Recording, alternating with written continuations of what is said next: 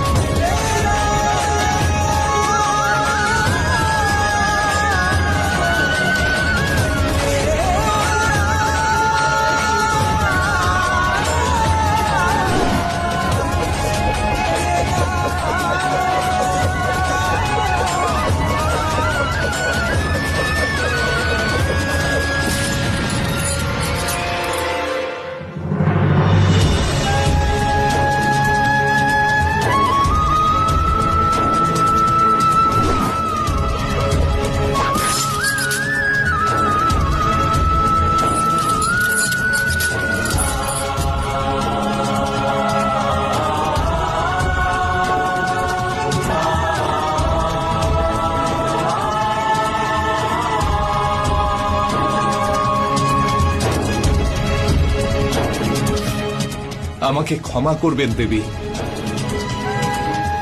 আজ থেকে আপনি মুক্ত। এটা তুমি কি করলে রাম? ঋষিবর, আপনার রাজা ভুল করেছেন। রাজা তিনি যিনি নিজের প্রজার প্রতিটি অশ্রু কণা দেখতে পান। রাজা তিনি যিনি নিজের প্রজার কষ্ট তার কাছে বলার আগেই বুঝে যান। ঋষিবর, আপনার মতে এই নারীর ওপর অভিযোগ যে সে তার স্বামীকে হত্যা করেছে, কিন্তু আমার গণনা অনুযায়ী ইনি ওনার স্বামীকে হত্যা করেননি। ওনার শরীরের এই ক্ষতচিহ্নগুলি ওনার ওপর হওয়া অত্যাচারের কথা প্রকাশ করছে। স্বামী হল সে